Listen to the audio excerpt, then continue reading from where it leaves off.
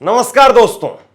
भाजपा अपने मुख्यमंत्रियों का चुनाव कैसे करती है, किस आधार पर करती है, किस आधार पर किस नेता को आगे बढ़ाया जाता है। अक्सर भाजपा के आलोचक इस बात को कहते हैं कि भाजपा में जो जितनी गाली देगा वो उतने ऊपर जाएगा। गालीबाज नेता उसकी खूब ऊपर तक पहुंच होती है, उसका खूब प्रमोशन किया जाता है, खूब उसको पद दिए जाते हैं, आगे बढ़ाया जाता है, और जो जितना भोला भाला होगा वो उतना पीछे रह जाएगा। खैर, दिल्ली में मुख्यमंत्री की शपथ लेने जा रही है रेखा गुप्ता। बहुत बहुत बधाई हो सबसे पहले तो उनको। दिल्ली के लोग इंतजार कर रहे हैं कि भाजपा ने जो मैनिफेस्टो में वादे किए थे उनको भाजपा पूरा करेगी या नहीं करेगी। लेकिन रेखा गुप्ता के ट्विटर हैंडल पर अगर आप जाएंगे तो दो काम हो रहे हैं। एक काम तो यह हो रहा है कि जितने नेता उनको बधाई दे रहे हैं उनको धन्यवाद कह रही है, आपका धन्यवाद, आपका धन्यवाद, आपका धन्यवाद।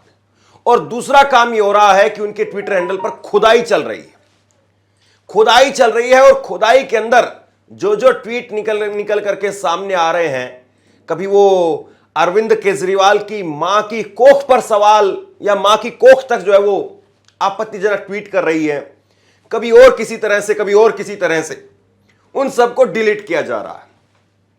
और इसके साथ साथ उनके कुछ वीडियो निकल करके सामने आए हैं। उन वीडियो में वो जेएनयू को देशद्रोही बता रही है, जेएनयू यूनिवर्सिटी को, कि ऐसी देशद्रोही यूनिवर्सिटी को तत्काल बंद कर देना चाहिए। अब सवाल यह है कि दिल्ली में शिक्षा एक अपने आप में बहुत बड़ा मुद्दा है। दिल्ली के लोग इंतजार कर रहे होंगे कि बीजेपी की सरकार आई है तो सेंट्रल गवर्नमेंट की मदद से, स्टेट गवर्नमेंट की मदद से यहां पर कई और बड़े विश्वविद्यालय खुलेंगे। लेकिन अगर विश्वविद्यालयों को लेकर के और ऐसी यूनिवर्सिटी को जिसको दुनिया में लोग जानते हैं, दुनिया भर में जिसकी रैंकिंग है, जो भारत का मान सम्मान बढ़ाने का काम करती है, अगर आप जेएनयू के बारे में ऐसी सोच रखते हैं तो फिर क्या ही कहा जाए। एक एक करके पहले उनके कुछ ट्वीट आप देखिए और उसके बाद में उनकी वीडियो देखेंगे। एक वीडियो तो ऐसी है जिसमें वो माइक तोड़ते हुए नजर आ रही है, लेकिन जरा पहले मैं ट्वीट आपको दिखा देता हूं। ये ट्वीट आप देखिए, रेखा गुप्ता का ट्वीट है 12 अगस्त 2016 का। 12 अगस्त 2016 का है और मैं कहूंगा कि ये तो कम लेवल वाला ट्वीट है, इससे आगे लेवल पर और भी है। वो कह रहे हैं कि after coming back media ask Kejriwal, तुम्हें कैसे पता है कि मोदी तुमको मारना चाहते हैं? केजरीवाल, मैंने मोदी को बाजार से लाल हिट खरीदते हुए देखा है।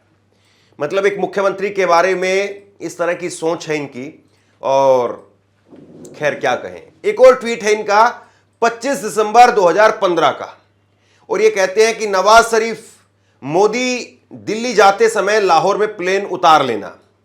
मोदी, क्यों बे? नवाज, जन्मदिन है, आप आओगे तो दोस्तों पर रोब जमेगा। मतलब कि नवाज शरीफ जो है वो मोदी जी को बुला रहे थे। हालांकि आपको याद होगा कि नरेंद्र मोदी जो है वो नवाज शरीफ के जन्मदिन पर अचानक से पाकिस्तान में चले गए थे। एक और ट्वीट देखिए जो सबसे आपत्तिजनक है, 5 अक्टूबर 2016 का ट्वीट है, जिसमें वो कह रही हैं कि केजरीवाल अपना जन्मदिन कभी नहीं मनाता, उन्होंने अपनी मां से घटना का वीडियो मांगा था जिसे वो नहीं दे सकी। आप किसी की मां के बारे में इतने गंदे बद्दे ट्वीट कैसे कर सकती हैं, जबकि आप एक खुद महिला हैं। आप एक खुद महिला हैं और फिर उसके बाद में इस तरह से ट्वीट आपने किया। अब रेखा गुप्ता जो है वो ट्वीट डिलीट कर चुकी है। देखिए, कल सीएम की शपथ लेगी, यानी आज, कल ही, जैसे ही इनकी खुदाई हुई, कल ही जो है इन्होंने ट्वीट डिलीट करने शुरू कर दिए। एक और बड़ी खबर है जिस पर चर्चा करेंगे, जिस पर बात करेंगे, परवेश वर्मा को लेकर के नाराजगी की खबरें आ रही है कि परवेश वर्मा नाराज है, परवेश वर्मा खुश नहीं है, उनका नाम जिस तरीके से काटा गया, इस बात को लेकर के। परवेश वर्मा पर बात करें उससे पहले जरा एक बार देखिए दिल्ली की मुख्यमंत्री कैसे जो है वो माइक तोड़ती हुई नजर आ रही है।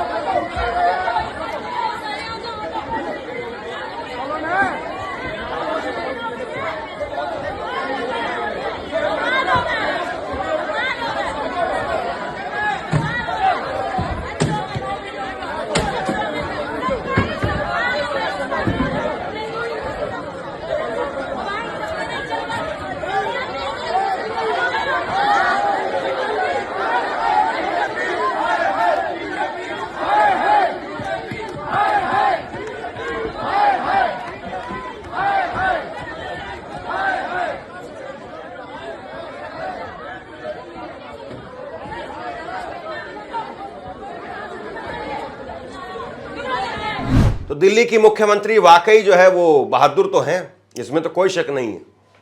देखिए कितने जानदार तरीके से उन्होंने माइक को उखाड़ करके फेंक दिया। एक और वीडियो है इनका, वो वीडियो मैं आपको दिखाता हूं जिसमें ये कह रही हैं कि 10 रुपए देकर के हॉस्टल में रहते हैं, 50 साल तक पीएचडी के नाम पर पड़े रहते हैं, 1 लाख रुपए का मोबाइल रखते हैं, 8,000 रुपए के जूते पहनते हैं, 300 रुपए हॉस्टल के फीस बढ़ने पर आंदोलन करते हैं। 300 रुपए अगर हॉस्टल की फीस बढ़ गई तो आंदोलन करते हैं। ऐसी देशद्रोही यूनिवर्सिटी दिल्ली में होनी ही नहीं चाहिए, जेएनयू को तत्काल बंद कर देना चाहिए। ये बोल हैं दिल्ली के अंदर भाजपा की नई मुख्यमंत्री के। सर फ्री का खाते हैं वहां पे 10 रुपए, मात्र 10 रुपए महीने की फीस में वो लोग वहां पे हॉस्टल में रहते हैं, वर्षों पड़े रहते हैं। पीएचडी के नाम पे 50-50 साल के वो आदमी वहां पे रह करके कि हम स्टूडेंट हैं और वहां पे रह रहे हैं, वो फ्री बिजली पानी इस्तेमाल करते हैं। आज यदि प्रशासन ने ये सोच करके कि वहां पे वो लाइट खुली छोड़ देते हैं, पंखे खुले छोड़ देते हैं, गीजर खुले छोड़ देते हैं, ऐसा सोच के अगर बिजली के चार्ज लगा दिए तो क्या बुरा किया है कि आप जितनी बिजली इस्तेमाल कर रहे हैं आपको पे करना होगा। आप जो भी हॉस्टल का नुकसान कर रहे हैं वो आपको पे करना होगा। 10 रुपए में क्या होता है? 10 रुपए आप चलते चलते किसी भिखारी को भीख भी दो तो वो मना कर देता है कि 10 रुपए नहीं लूंगा, और ऐसे में आप पूरे महीने हॉस्टल का कमरा इस्तेमाल कर रहे हैं 10 रुपए। उसे यदि प्रशासन ने 300 रुपए महीना कर दिया, आप स्टूडेंट हैं, आप 300 रुपए अफोर्ड नहीं कर सकते। एक तरफ आप लाख रुपए का मोबाइल जेब में डाल के चलते हैं, 3,000 रुपए की जीन्स पहनते हैं, 2,000 रुपए की टी शर्ट पहनते हैं, दारू पीते हैं, सिगरेट पीते हैं, जूते पहनते हैं 8-8 हजार रुपए के। 300 रुपए अफोर्ड करने में दिक्कत है, उसके लिए संसद पे जाके प्रदर्शन करते हो, संसद का समय खराब करते हो, लोगों को मिसगाइड करते हो, देशद्रोही काम करते हो। ऐसी यूनिवर्सिटी जो इस प्रकार से गंदी हरकतें करे, देशद्रोही काम करे, दिल्ली में, देश में होनी ही नहीं चाहिए।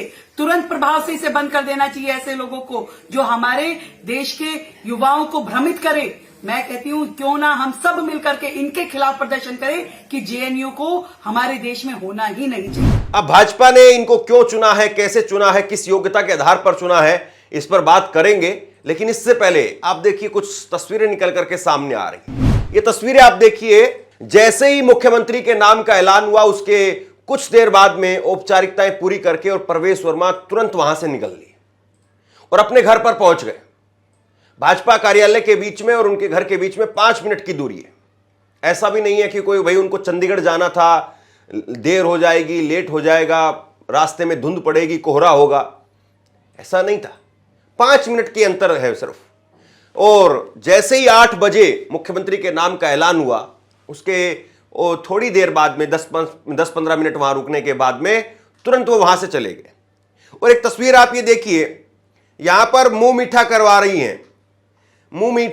हैं रेखा गुप्ता, लेकिन जरा हाव भाव वो आप प्रवेश वर्मा के पढ़ने की कोशिश कीजिए। हाव भाव देखिए आप, प्रवेश वर्मा कितने खुश हैं, रेखा गुप्ता कितनी खुश है। ये तस्वीरें बहुत कुछ बताती हैं। अब ये तस्वीर देखिए आप, जब पत्रकारों ने कोशिश की उनसे पूछने की तो बड़ी मुश्किल से 1-2 शब्द जो है वो प्रवेश वर्मा बोल पाए। और ये तस्वीरें अपने आप में बहुत कुछ बयां करती है। अब खबरें हैं कि प्रवेश वर्मा नाराज बताए जा रहे हैं। सर डिप्टी सीएम के लिए आपका नाम प्रस्तावित किया गया है। सर क्या कहना? भाई एक मिनट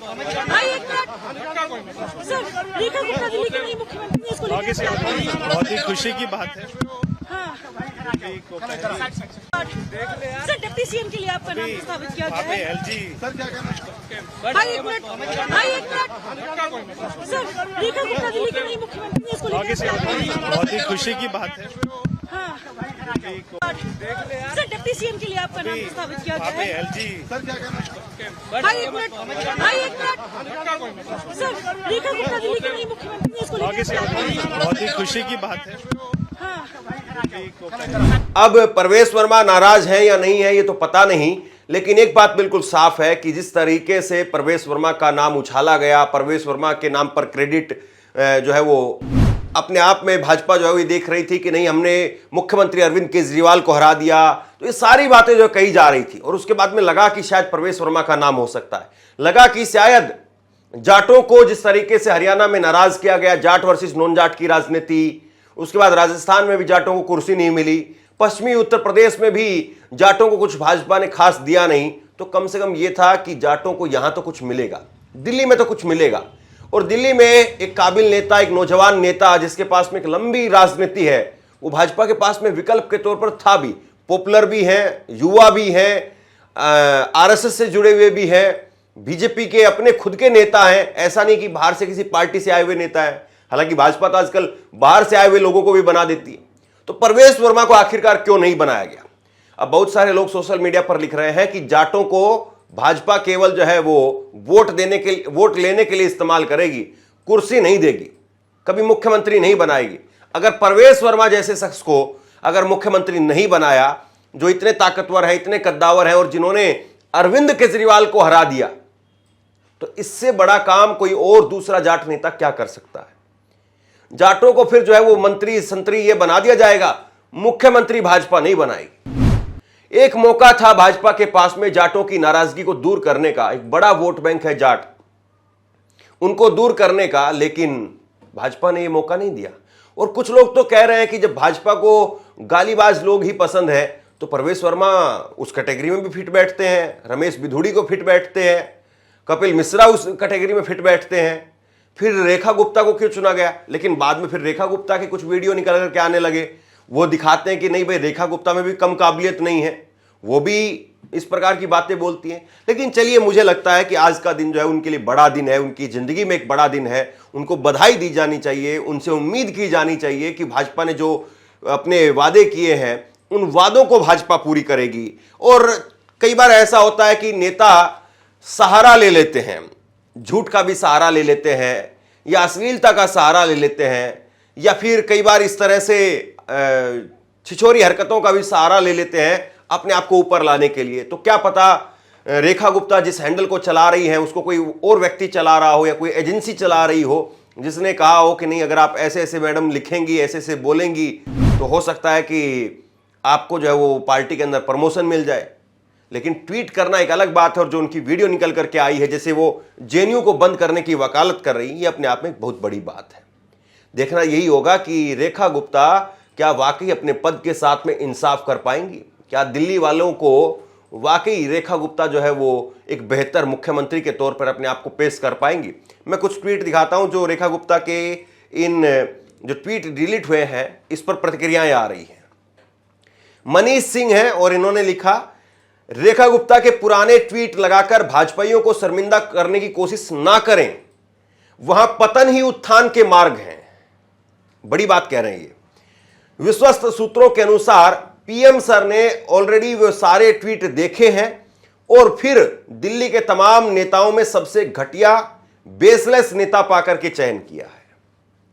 तो अब इस तरीके से जो है वो रेखा गुप्ता पर निशाना साधा जा रहा है।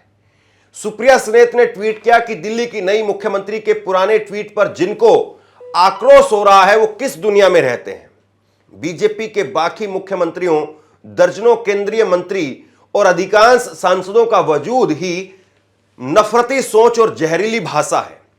सरकार के मंत्री ट्रोल बनने को मजबूर हैं। सोचा है कभी, क्योंकि यही आगे बढ़ने की सबसे सरल सीढ़ी है। जिस पार्टी का सबसे बड़ा नेता मंच से मुजरा शब्द बोलता है, उसके मुख्यमंत्री से आप कौन सी उम्मीद लगा करके बैठे हैं? प्रधानमंत्री की भी तो भाषण हमने देखे हैं, मुजरा, मुसलमान, उग्रवादी, ये और कटमुल्ले, भड़वे, ये भाजपा के नेताओं के बोल रहे हैं। बड़े बड़े मंचों पर, संसद के अंदर वो ये बोलते रहे हैं। तो अब अगर रेखा गुप्ता ने कुछ कहीं पर 2-4 ट्वीट किए हैं, 2-4 वीडियो बना दी है, किसी को गाली दे दी है, तो इसमें मुझे नहीं लगता कि रेखा गुप्ता को टारगेट किया जाना चाहिए। रेखा गुप्ता, उनसे तो अब यह देखा जाना चाहिए कि वो काम क्या करती है। ठीक है, आपने गाली दी, ठीक है, आपने कुछ भद्दे गंदे ट्वीट किए, हो सकता है कि वो अपनी तरफ से अगर बड़ा दिल दिखाएं, वैसे उम्मीद मुझे इस बात की कम है, लेकिन एक ट्वीट और कर दें कि मेरे पुराने सारे ट्वीट पर कोई चर्चा ना हो, मुझे एक मौका दें और मैं दिल्ली के लिए एक बेहतर मुख्यमंत्री बन पाऊंगी। मैं दिल्ली के लिए बेहतर काम करने वाली मुख्यमंत्री के तौर पर अपने आप को स्थापित करने का काम करूंगी। क्या शीला दीक्षित जिस तरीके से काम उन्होंने किया 15 साल तक, महिला मुख्यमंत्रियों की जब जब बात होती है दिल्ली के अंदर, दिल्ली में वैसे भी कोई बहुत ज्यादा मुख्यमंत्री नहीं हुए हैं, गिने चुने मुख्यमंत्री हैं और ये 8वीं मुख्यमंत्री हैं। पहले मुख्यमंत्री चौधरी ब्रह्म प्रकाश यादव, वो हरियाणा रेवाड़ी से थे। दूसरे मुख्यमंत्री मदन लाल खुराना, वो बने भाजपा के 1993 के अंदर, पहले 1956 में बने थे चौधरी ब्रह्म प्रकाश यादव। दूसरे मुख्यमंत्री 1993 में मदन लाल खुराना बनते हैं। मदन लाल खुराना के पिता पाकिस्तानी थे, वो पाकिस्तान से उनका परिवार आया था, पाकिस्तान के लायलपुर में वो रहते थे। फिर वहां से लायलपुर से उत्तर प्रदेश के ललितपुर में आए। ललितपुर में आकर के उन्होंने अपना वहां पर तेल का कारोबार किया और फिर वहां से वो दिल्ली आ गए। इलाहाबाद यूनिवर्सिटी में भी उन्होंने पढ़ाई करने का काम किया और फिर उसके बाद में धीरे धीरे संघ की राजनीति, संघ से होते होते भाजपा की मुख्यमंत्री की कुर्सी तक पहुंचे। लेकिन 2 साल उस कुर्सी पर बने रहे। उसके बाद में करप्शन के आरोप लगे। वो वक्त वो राजनीति अलग थी, उनको इस्तीफा देना पड़ा, उनका इस्तीफा हुआ। लेकिन उसके बाद में 2 साल बाद में साहब सिंह वर्मा, जिनको मुख्यमंत्री बनाया गया, जिनके बेटे हैं प्रवेश साहिब सिंह वर्मा, जिनको आज मुख्यमंत्री नहीं बनाया गया, साहब सिंह वर्मा गुटबाजी के चलते उनकी कुर्सी ले ली गई, क्योंकि भाजपा को चुनाव में जाना था। गुटबाजी इतनी भयंकर तरीके से थी, भाजपा को लगा कि हम हार जाएंगे। और फिर जो है साहब सिंह वर्मा की जगह पर हरियाणा के अंबाला से आने वाली सुषमा स्वराज को मुख्यमंत्री बनाया गया। लेकिन सुषमा स्वराज 2 महीने के लिए मुख्यमंत्री रही, फिर चुनाव हो गए और चुनाव के बाद में शीला दीक्षित ने ऐसा सिक्का जमाया कि शीला दीक्षित ने कभी पीछे मुड़ करके नहीं देखा। Sheila Dikshit back to back 3 बार दिल्ली की मुख्यमंत्री बनती है। फिर उसके बाद में अरविंद केजरीवाल का उदय होता है। हरियाणा के हिसार से अरविंद केजरीवाल आते हैं और फिर अरविंद केजरीवाल ने भी बैक टू बैक 3 चुनाव में जबरदस्त ताबड़तोड़ प्रदर्शन किया, ऐतिहासिक प्रचंड बहुमत हासिल किया, मुख्यमंत्री बने, 11 साल मुख्यमंत्री रहे। फिर उन्होंने जेल में जाने के बाद, जेल से जब वापसी आए जमानत पर, तो आतिशी को मुख्यमंत्री बना दिया। आतिशी 4 महीने मुख्यमंत्री रही और आतिशी भी जो है वो दोबारा सरकार को रिपीट नहीं करवा सकी। और अब भाजपा ने रेखा गुप्ता को मंत्री बनाया, मुख्यमंत्री। देखना यह है कि रेखा गुप्ता क्या वाकई उन उम्मीदों को पूरा कर पाती है जो भाजपा 27 साल के बाद में दिल्ली के अंदर देख रही है। लेकिन 6 मंत्री बनाए जाने की बात हो रही है, 6 मंत्री बनाए जाने की बात हो रही है। और इसमें प्रवेश साहिब सिंह वर्मा अब ये शपथ लेंगे या फिर अगर शपथ लेते हैं तो इनको मंत्रालय कौन सा मिलता है, देखने वाली बात रहेगी। समुदाय के हिसाब से रेखा गुप्ता बनिया समुदाय से है और प्रवेश साहिब सिंह वर्मा जाट हैं, आशीष सूद पंजाबी है, मजिंदर सिंह सिरसा सिख हैं, रविंदर इंद्रराज सिंह दलित हैं ये, और कपिल मिश्रा ब्राह्मण, पंकज कुमार सिंह राजपूत। पंकज कुमार सिंह जो पूर्वांचली भी हैं, तो कहीं ना कहीं बिहार चुनाव को देखते हुए भी आशीष सूद और मजिंदर सिंह सिरसा कहीं ना कहीं पंजाब के चुनाव को देखते हुए, और फिर प्रवेश साहिब सिंह वर्मा और कपिल मिश्रा, इन दोनों की काबिलियत आपको पता ही है। तो बहरहाल अब देखना यह है कि भाजपा आज अपने मुख्यमंत्री का चयन भी हो गया है, आज शपथ भी हो जाएगी, काम कब से शुरू करेगी और काम में क्या वो सारे काम होंगे जो भाजपा ने वादे किए हैं, या कुछ समय के बाद में उनको जुमला कह करके खारिज कर दिया जाएगा। मुझे लगता है जो सबसे पहला काम होना चाहिए, जो पहली कैबिनेट में होना चाहिए, अगर वो काम होता है तो निश्चित तौर पर मैं वाहवाही करूंगा रेखा गुप्ता की। 2500 रुपए आप पहली कैबिनेट में महिलाओं को एक मुश्त हर महीने देने का जो बीजेपी ने वादा किया था, उसको पूरा करने का काम करें, पहली कैबिनेट में यह आदेश दे। उसके बाद में 500 रुपए में सिलेंडर देने का जो वादा किया था, उसको पूरा करें और पहली कैबिनेट में यह आदेश निकालें। ये मात्र आदेश भर से काम पूरे हो सकते हैं। दिल्ली के अंदर जितनी सड़कें टूटी हुई है, सबसे पहले कम से कम उनको पैच लगाने का काम करें। फिर उसके बाद में पानी को लेकर के, यमुना को लेकर के, ये सारे लंबे काम हैं। और उसके बाद में 5 रुपए के अंदर भाजपा ने कहा था 5 रुपए में हम कैंटीन देंगे, खाना जो है आदमी, गरीब आदमी खा सके, तो वो कैंटीन खोलने का काम करें। हम देखते हैं कि पहली कैबिनेट में क्या क्या जो है वो दिल्ली की नई मुख्यमंत्री लेकर के आती हैं। बहरहाल 11 दिन के बाद में भाजपा ने रेखा गुप्ता को चुना है, तो रेखा गुप्ता की कौन सी काबिलियत आपको ऐसी पसंद आती है जिसके आधार पर यह कहा जा सकता है कि उनको मुख्यमंत्री बनना चाहिए था। नीचे कमेंट बॉक्स में अपनी राय लिख करके जरूर बताइए, इस वीडियो को शेयर कीजिए और इसी तरह की तमाम खबरों के लिए ऑनलाइन न्यूज़ इंडिया को सब्सक्राइब कीजिए। बहुत बहुत धन्यवाद।